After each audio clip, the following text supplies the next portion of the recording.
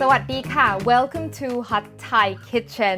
Today I've got another grandma recipe for you. This is a dish that my grandmother always makes every time I go home. Although she doesn't usually make it vegetarian, but today I am going to make it vegetarian.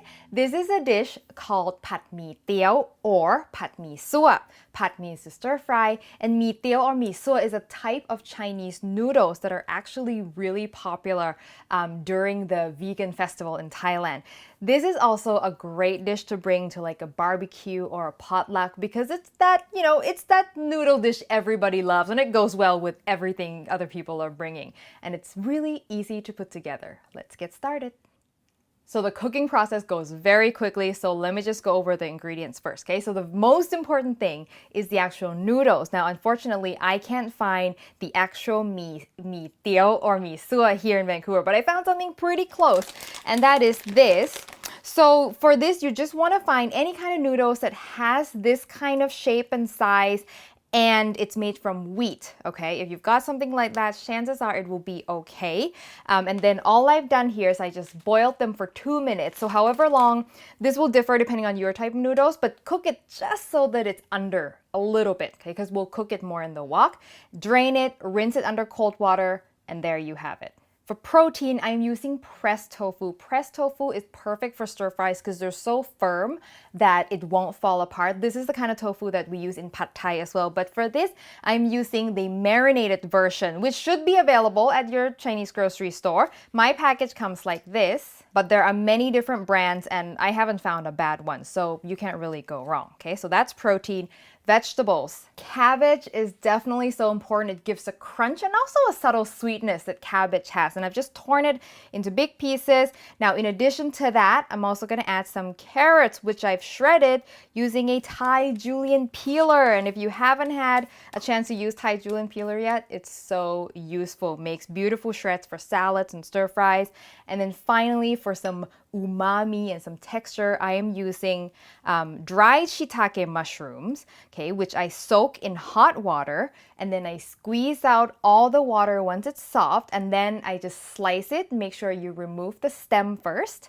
So I put these three together because they're all going in at the same time. The one thing that's not going together is garlic chives. This is so popular, thrown into noodles in Thailand. It's what we throw into pad thai, and they are just mild, garlicky vegetable right here. It's beautiful, it's delicious. If you haven't had it, make sure you give it a go. And in terms of sauce, very simple.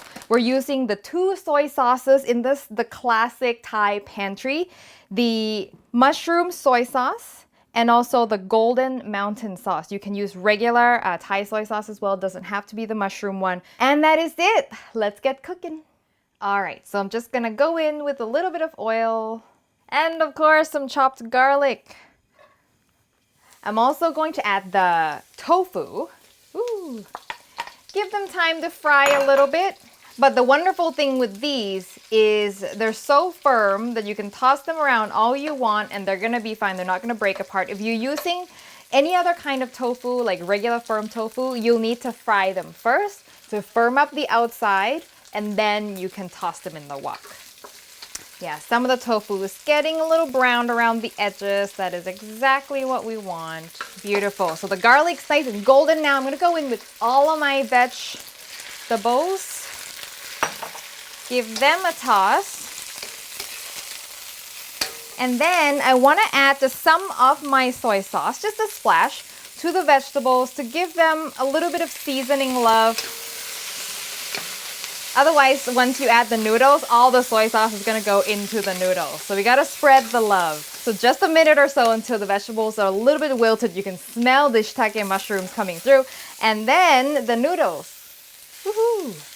And now here's my technique. The noodles are going to be a little sticky, so I'm going to put my liquid seasoning right over top, and that liquid will help loosen the noodles up a little bit. Give that a quick toss while the noodles are still wet. Perfect. See, now they kind of release a little more easily. Some sugar to balance out the saltiness. And also some white pepper. I'm not making this spicy, but a little heat, a little pepperiness is always nice. And now you're just gonna toss until the noodles have absorbed all the seasoning.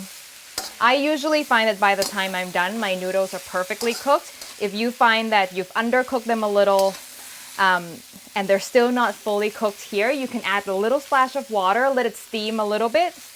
And that is it. You are done. How easy is that? I'm going to turn this off. Make sure I didn't forget to add anything. Nope, all of my things are gone. Sometimes that happens. And then I'm going to throw in my garlic chives at the end, just using the residual heat to wilt the garlic chives because you don't want to cook them to death. Wonderful. Ooh, yeah. You can feed a whole family of 4 with this recipe. Look at that. Now, there's really nothing you need to do to garnish this. If you want, like my mom always adds a little bit of roasted chili flakes to make it spicy, but like it is colorful and beautiful just as it is. And I know this is a serving plate, but I'm just gonna eat it right from here because there's no one else here except Adam and he doesn't care, so. Make sure you get, okay, I always make sure I get some cabbage because I love that crunch. That smell of dry shiitake mushrooms bring me memories of my grandmother every time because it's one of her favorite ingredients.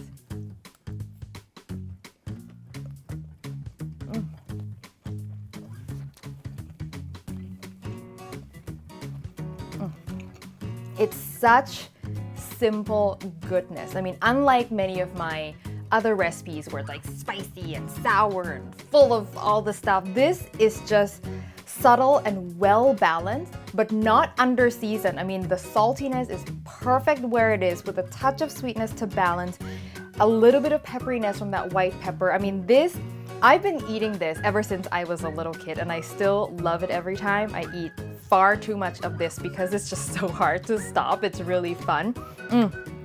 I hope you give this a try. I am always so happy to be able to share like a recipe from my family so you can share it with your family. And when you make it, I would love to see a photo of it. Come send it to me on Facebook, Twitter, or Instagram. And if you haven't subscribed to the show, make sure you do so you don't miss a recipe like this. And click the little bell icon as well so you get a notification when I post a new video. If you love the show and you want to support us, check out our Patreon link in the description below, and I will see you next time for your next delicious Thai meal.